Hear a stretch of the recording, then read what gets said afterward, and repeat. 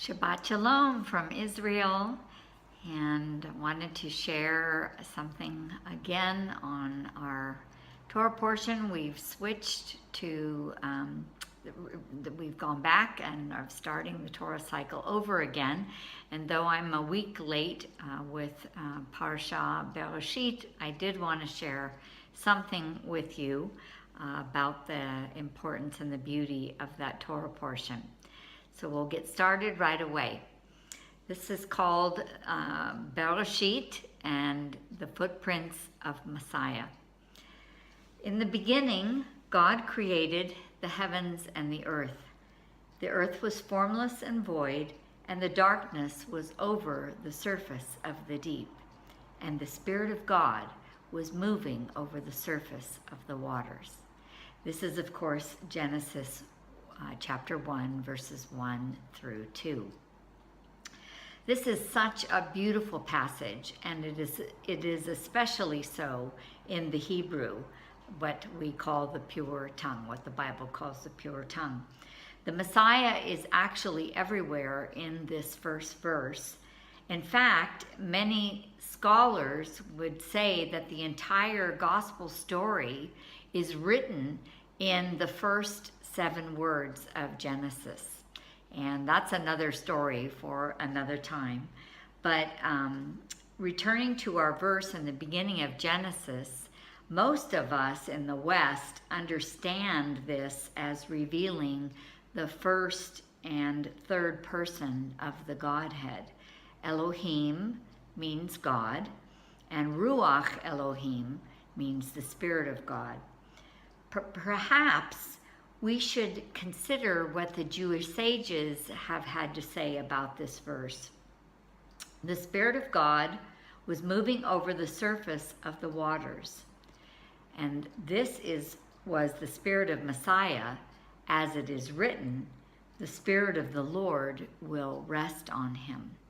And this is from Genesis Rabbah, the Midrash, the great Midrash, Genesis Rabbah 1, chapter 1, verse 2, quoting Isaiah 11, verses 1 and 2. The ancient rabbis connected this passage in Isaiah with the Spirit of God, the Ruach Elohim of Genesis 1. The Spirit of God that was present at creation, moving over the surface of the waters, is the same Spirit who anointed our Master.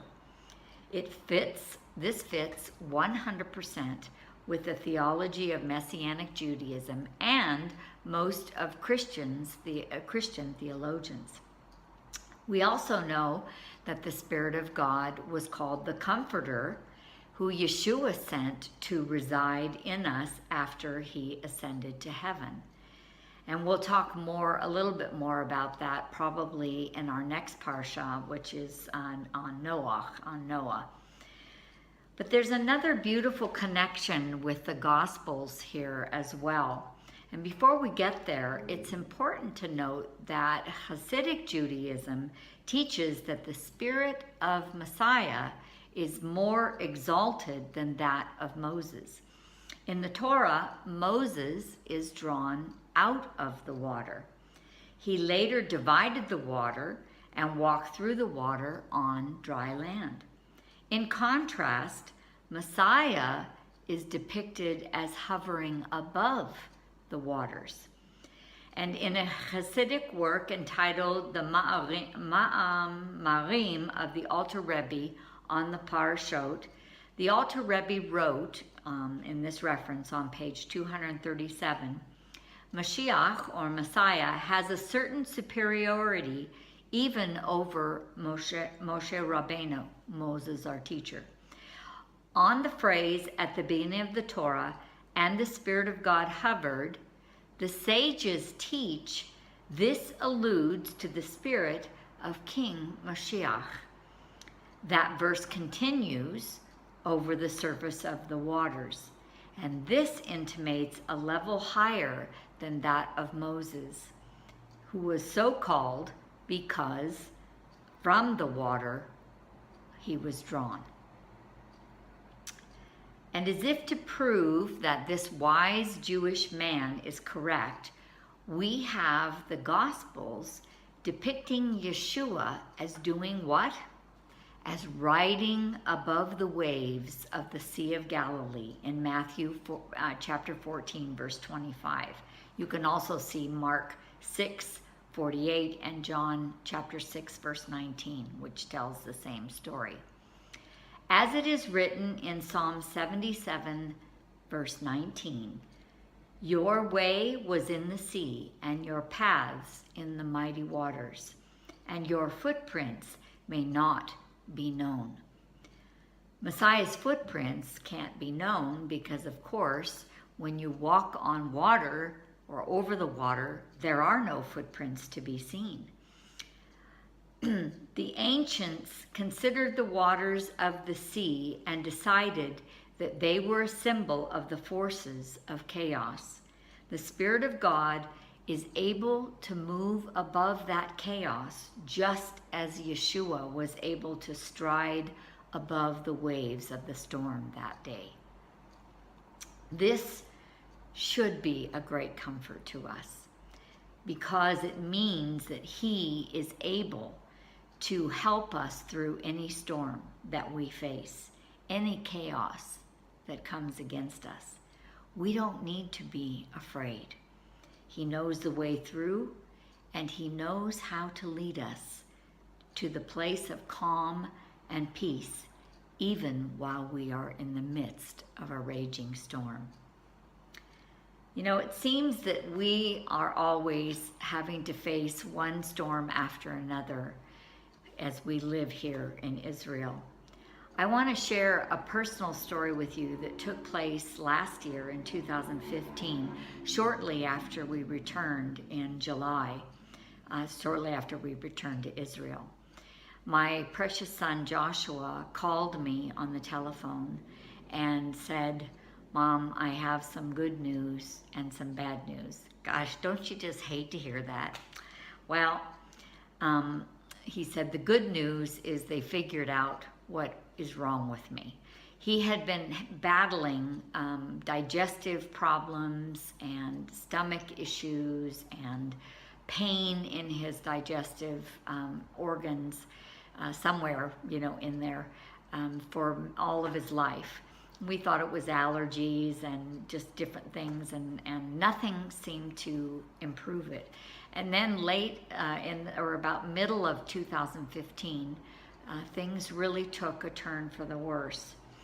And he finally went, the doctors couldn't figure out what was wrong with him, and he finally had new insurance, and so went to a new doctor who decided to run every single test, every single blood test, every single test that is possible, just so that he would cover all the bases.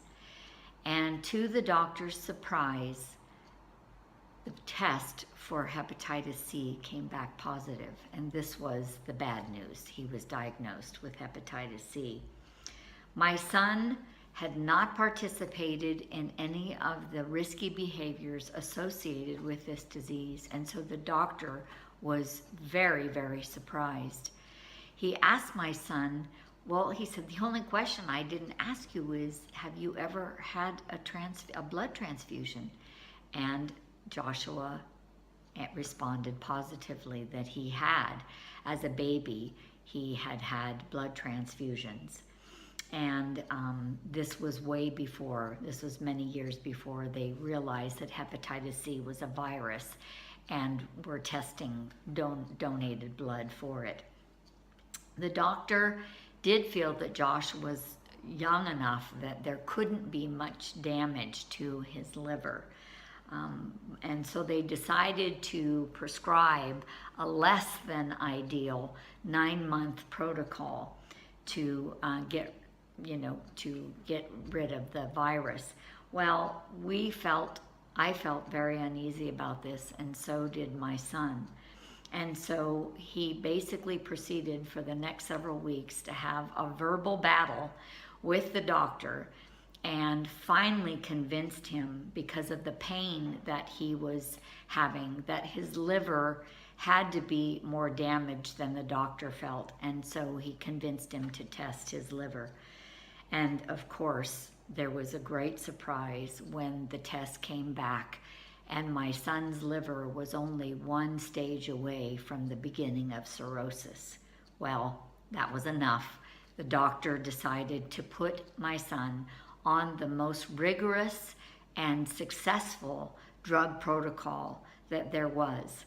And I'm happy to tell you, by the way, there was a 90% cure rate, over a 90% cure rate with this drug.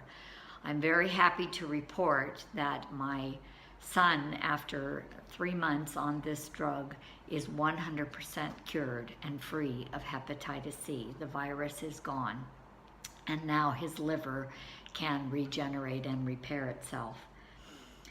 And by the way, this was the best drug on the market, if I didn't say that. It cost over $90,000 for the 2.5 to 3 month treatment, and my son only had to pay $100.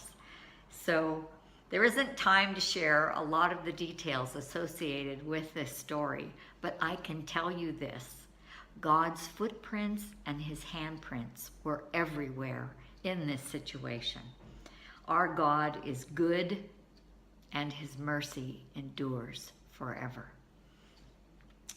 Because of his covenants and promises to Israel, and to us personally who are grafted into Israel through the Messiah, our victory over whatever we are facing is sure. No matter what happens, we do rest securely in the grip of our God. He will not let us go. And the beauty of Psalm 27 is one of my favorite prayers. I'd like to read it to you and pray it will encourage you. The Lord is my light and my salvation. Whom shall I fear? The Lord is the stronghold of my life. Of whom shall I be afraid? When evildoers assail me to eat up my flesh, my adversaries and foes, it is they who will stumble and fall. Though an army encamp against me, my heart shall not fear. Though war rise against me, yet I will be confident. For he will hide me in his shelter in the day of trouble. He will conceal me under the cover of his tent. He will lift me high upon a rock, and now my head shall be lifted up above my enemies all around me. Hear, O Lord, when I cry aloud. Be gracious to me and answer me. You have said, seek my face. My heart says to you, your face, O Lord, do I seek. Hide not your face from me. Teach me your way, O Lord, and lead me on a level path because of my enemies. Give me not up to the will of my adversaries, for false witnesses have risen against me, and they breathe out violence. I believe that I look upon the goodness of the Lord in the land of the living. Wait for the Lord, be strong, and let your heart take courage. Yes, wait for the Lord. I know that many of you who are watching this are going through tough things, and your heart is aching, and my heart aches for you as well. He sees you and all that you are enduring. Wait for him. A day will come when he will say, it's finished.